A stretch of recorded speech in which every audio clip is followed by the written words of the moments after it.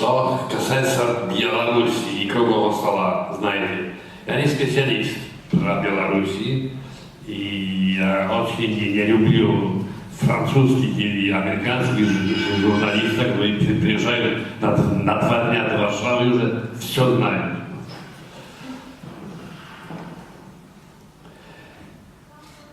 Одно я увидел, что стереотип Беларуси, который существует в Польше и в других странах, это нечестный стереотип. Что в Беларуси по-другому. Когда возможен реальный круглый стол и компромисс. Тогда как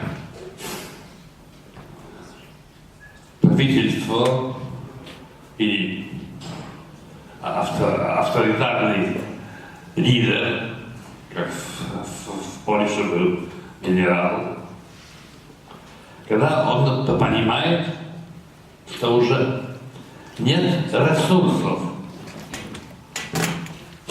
что надо искать что-то абсолютно новое.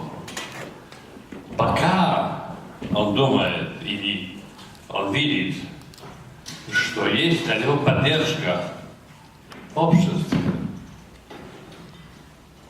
и он может думать, что то, что происходит в стране, это его успех.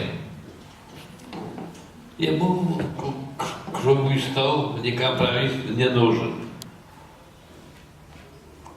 Какой же диалог, если ты говоришь, мы можем говорить про, например, про новое право на тему, скажем, эмиграции. Я говорю, а ты мне в морду. Где место на диалог? Возьмем Россию. Алексей Навальный хотел нормально идти в выбор. Нет, ты не пойдешь. Да почему? Потому что Владимир Владимирович тебя не уважает. И конец разговора. Так, проблемы будут. Это проблемы демократии. Как вы можете жить вместе с врагами демократии? И уже не противники, а враги просто. Которые уничтожить демократию. Простого ответа нет, я его тоже не знаю. Но я знал одно. Когда я сидел в тюрьме, как КГБшники нас говорили, но господин Михник, почему вы не хотите диалога с нами? Диалога. А я или молчал, или отвечал матом просто. Пошли вы на. Потому что есть такие ситуации, где нет места для диалога. Мариша сделала там так, что там не только моя история, но там есть история моей среды.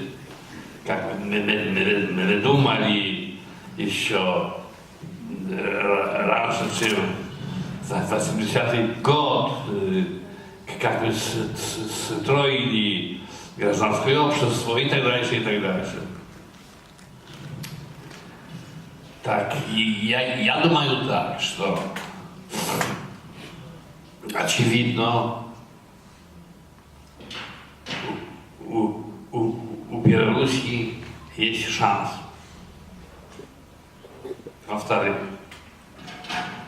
то, что существуют элементы гражданского общества, это будет великий плюс будущего. Я помню, как это было в Польше.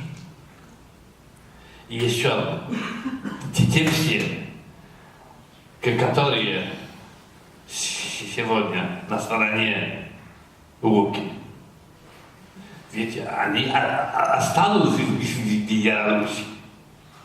Надо думать, как вместе жить.